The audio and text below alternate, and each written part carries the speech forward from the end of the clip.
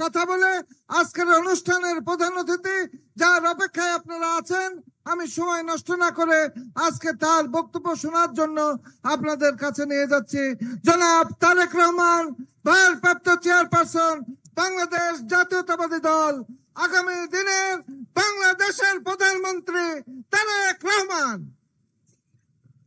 ধন্যবাদ। বসুন সবাই, বসতে হবে। আজান দিয়ে দিয়েছে, সময় কম।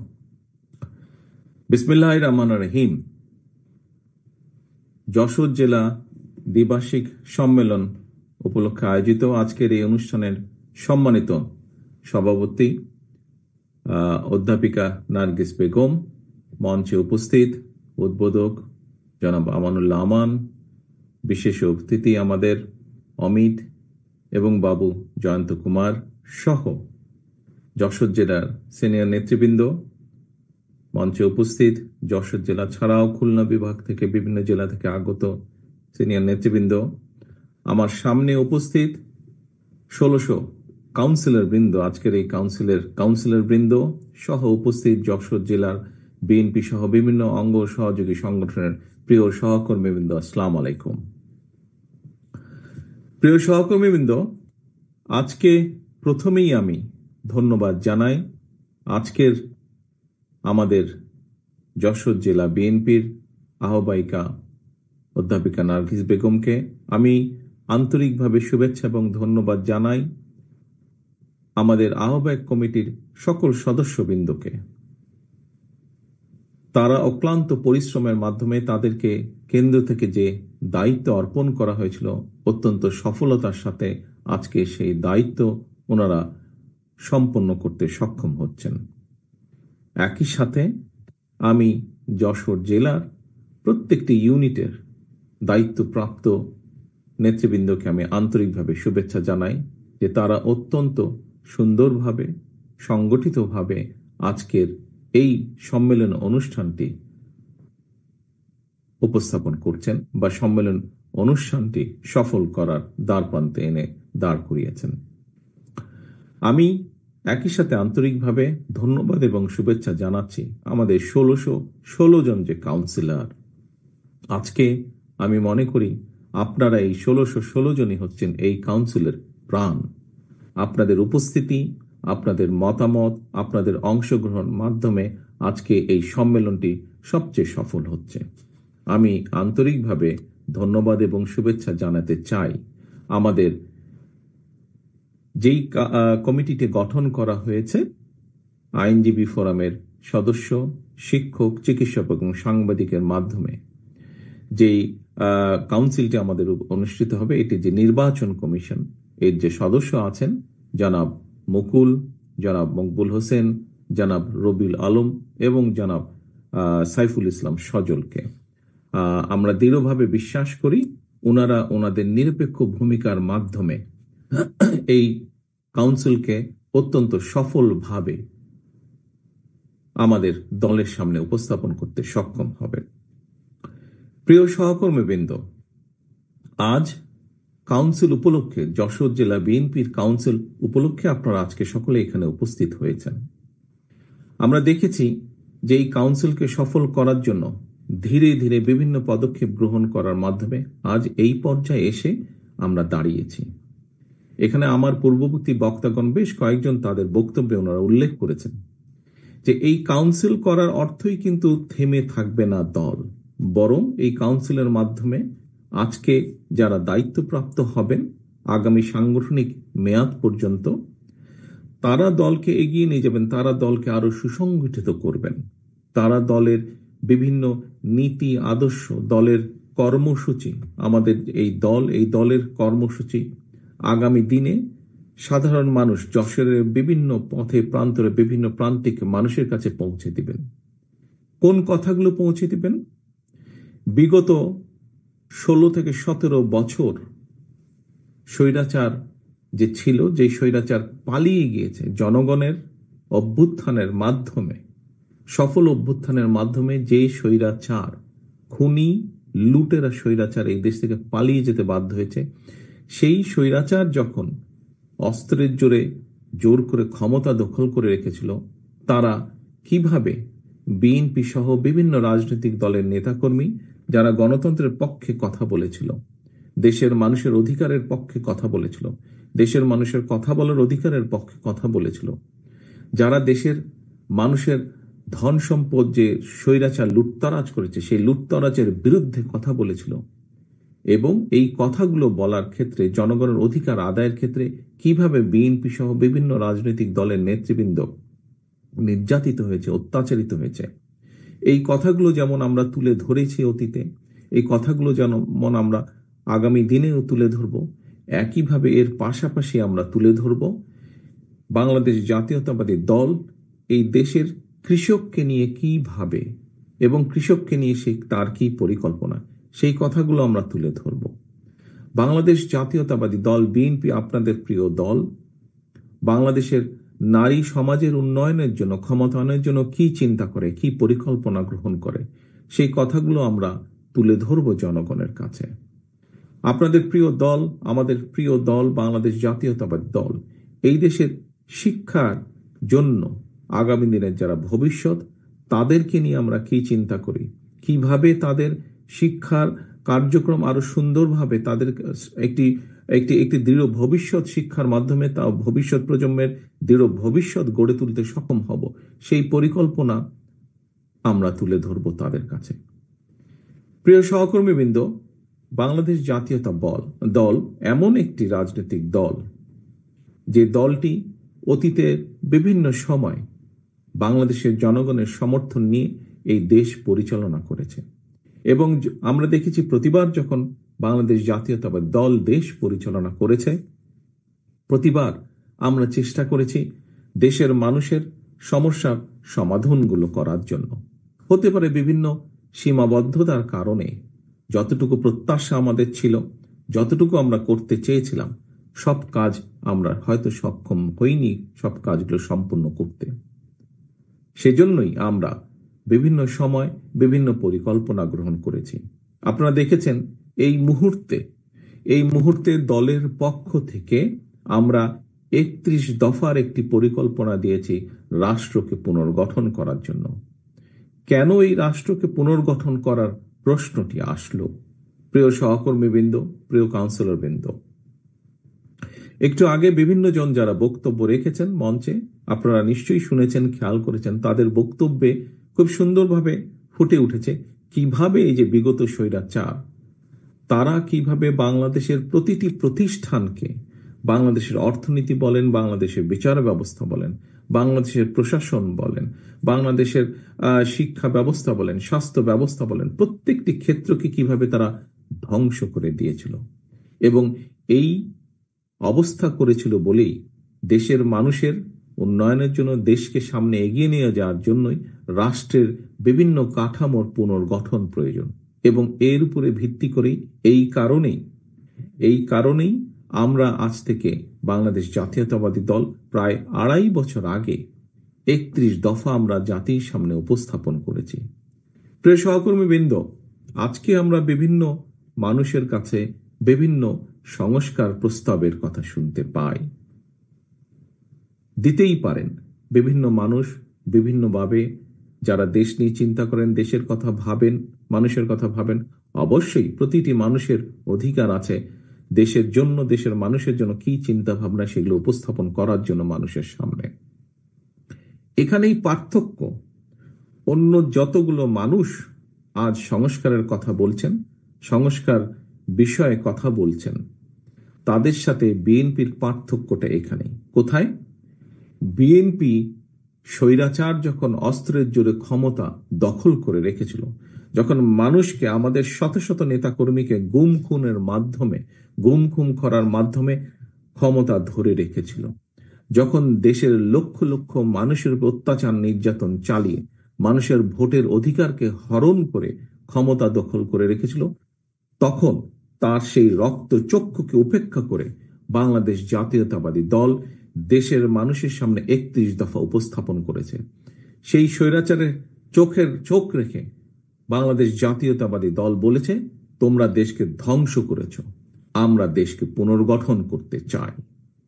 প্রিয় সহকর্মীবৃন্দ, সেই সময় আমরা আমাদের পাশে আমাদের সাথে কিছু রাজনৈতিক দল ছিলেন,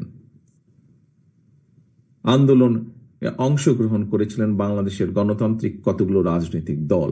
সেই দলগুলোকে আমরা সাথে পেয়েছিলাম, তাদের সাথে আলোচনা করে তাদেরকে সাথে নিয়ে আমরা 31 দফা উপস্থাপন করেছিলাম। আজ আমরা অনেক ব্যক্তির কাছে অনেক কথা, বড় বড় সুন্দর সুন্দর কথা শুনতে পাচ্ছি। আমরা অনেকের অনেক সুন্দর সুন্দর কথা আমরা দেখতে পাচ্ছি পত্রিকার মাধ্যমে, মিডিয়ার মাধ্যমে, কিন্তু সেদিন এইসব ব্যক্তির কাছ থেকে আমরা কোনো সংস্কারের কোনো কথা শুনতে পারিনি। কিন্তু সেদিন একমাত্র আপনাদের দল, আপনাদের এই প্রিয় দল বাংলাদেশ জাতীয়তাবাদী দল, সেই স্বৈরাচারের রক্তচক্ষুকে উপেক্ষা করে দেশ পুনর্গঠনের কথা বলেছে। প্রিয় সহকর্মীবৃন্দ, এর থেকে একটি কথা প্রমাণিত হয় যে বাংলাদেশ জাতীয়তাবাদী দলের প্রত্যেকটি সৈনিক, প্রত্যেকটি কর্মী দৃঢ়ভাবে আমরা বিশ্বাস করতাম যে জনগণকে সাথে নিয়ে জনগণের যে আন্দোলন, সেই আন্দোলন অবশ্যই সফল হবে। এবং এই দৃঢ় বিশ্বাস ছিল বলেই, আমাদের ভিতরে এই দৃঢ় বিশ্বাস ছিল বলেই আমরা আজ থেকে 2.5 বছর আগে সংস্কার প্রস্তাব উপস্থাপন করতে আমরা সক্ষম হয়েছিলাম। কারণ আমাদের দৃঢ় বিশ্বাস ছিল যে স্বৈরাচারের পতন হবে, এটি একটি। এবং আমরা সব সময় দৃঢ়ভাবে বিশ্বাস করি যে বাংলাদেশ জাতীয়তাবাদী দল বিএনপির মূল লক্ষ্য এবং উদ্দেশ্যই হচ্ছে জনগণ এবং বাংলাদেশ, বাংলাদেশের জনগণ এবং বাংলাদেশ। আমাদের মূল লক্ষ্য, আমাদের রাজনীতির মূল লক্ষ্য হচ্ছে বাংলাদেশ এবং বাংলাদেশের জনগণ। সেজন্যই আমরা আজ থেকে সবার আগে উপস্থাপন করেছিলাম কিভাবে আমরা রাষ্ট্রকে মেরামত করতে চাই, রাষ্ট্র কাঠামোকে মেরামত করতে চাই, কিভাবে ভেঙে পড়া প্রতিটি প্রতিষ্ঠানকে আবার মেরামত করতে চাই, এবং যে রাষ্ট্র কাঠামো মেরামতের মাধ্যমে দেশ এগিয়ে যাবে, দেশের পুনর্গঠন হবে বা দেশের মানুষের ভাগ্যের পরিবর্তন হবে। প্রিয় সহকর্মীবৃন্দ, আজ সংস্কার প্রস্তাবের নামে আমরা দেখছি বিভিন্ন ব্যক্তি বিভিন্ন রকম কথা বলছেন। বলতেই পারেন বিভিন্ন ব্যক্তি, তাতে কোনো সমস্যা নেই। কিন্তু আমাদের কাছে মূল লক্ষ্য হলো, আগেই বলেছি যে ভেঙে পড়া রাষ্ট্রীয় কাঠামোকে পুনর্গঠন করা।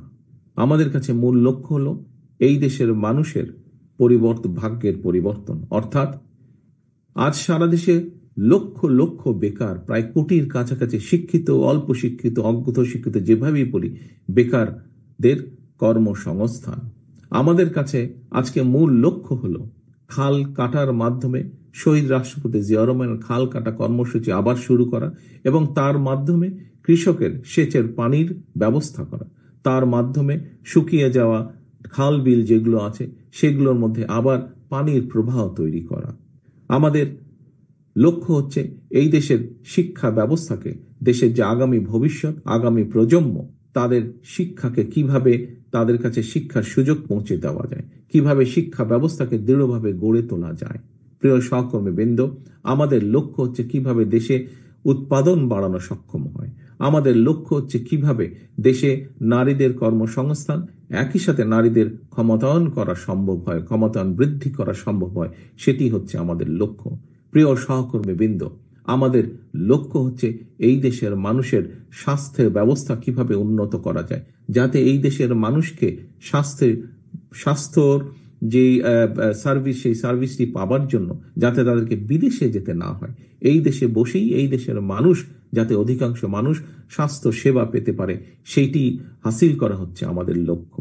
প্রিয় সহকর্মীবৃন্দ, আজকে আমরা বিভিন্ন জনের কাছে বিভিন্ন কথা শুনতে পাই যে আমাদেরকে এই অমুকের ক্ষমতার পরিবর্তন করতে হবে। হ্যাঁ, ক্ষমতার ভারসাম্য করতে হবে, হ্যাঁ, সেটি হয়তো প্রয়োজন। আমরা শুনতে পাই যে আমাদেরকে বিভিন্ন রাজনীতির গুণগত পরিবর্তন করতে হবে। অবশ্যই গুণগত পরিবর্তন আমাদেরকে করতে হবে। আমি যারা গুণগত পরিবর্তনের কথা বলেন তাদেরকে আমি বলবো, আজকে যশোর জেলা বিএনপির সম্মেলনে আসুন এবং এই সম্মেলন দেখে নিশ্চয়ই আপনারা বুঝতে সক্ষম হবেন যে রাজনীতির যে গুণগত পরিবর্তন, সেই পরিবর্তন যশোর জেলা বিএনপি সহ বাংলাদেশ জাতীয়তাবাদের দলের বিভিন্ন বিভিন্ন ইউনিটে এই পরিবর্তন আনার সবচেয়ে যে উদ্যোগ সেটি বিএনপি গ্রহণ করেছে। নিশ্চয়ই আপনারা দেখেছেন বিএনপি একটি বিশাল দল। সমগ্র বাংলাদেশের মানুষ জানে বিএনপি একটি বিশাল দল।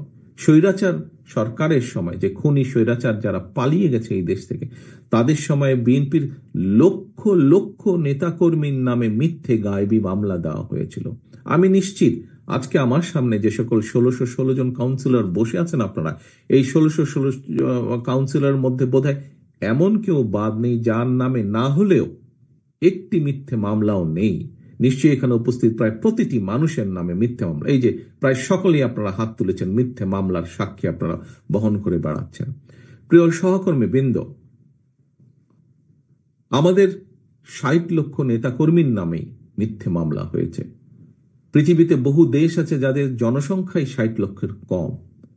এত বিশাল একটি দলে এর বাইরেও আমাদের আরো লক্ষ লক্ষ নেতাকর্মী রয়ে গিয়েছে। হতে পারে একটি পরিবারের যেরকম সকল সদস্য একরকম হয় না, হতে পারে আমাদের এই লক্ষ লক্ষ নেতাকর্মীর ভেতরেও কোনো নেতাকর্মী হয়তো বিভ্রান্ত হয়ে এমন কোনো কিছু কাজ করেছেন যেই কাজের নৈতিক কোনো সমর্থন আমাদের পক্ষে দেওয়া সম্ভব নয়। এবং যেহেতু আমাদের পক্ষে দেওয়া সম্ভব নয়, সেজন্যই আমরা আমাদের নৈতিক অবস্থান থেকে, দলীয় অবস্থান থেকে আমরা সেই সকল নেতাকর্মীর বিরুদ্ধে ব্যবস্থা গ্রহণ করেছি।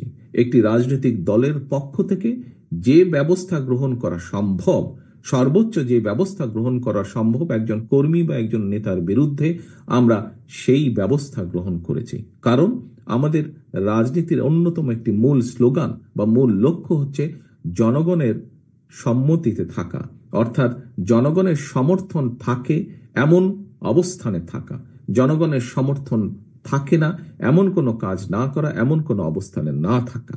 প্রিয় সহকর্মীবৃন্দ, আমরা আমাদের বহু নেতাকর্মী, বেশ অনেক নেতাকর্মীর বিরুদ্ধে ব্যবস্থা গ্রহণ করেছি যারা দলের এই অবস্থান থেকে সরে গিয়ে কোনো অনৈতিক কাজ করেছেন।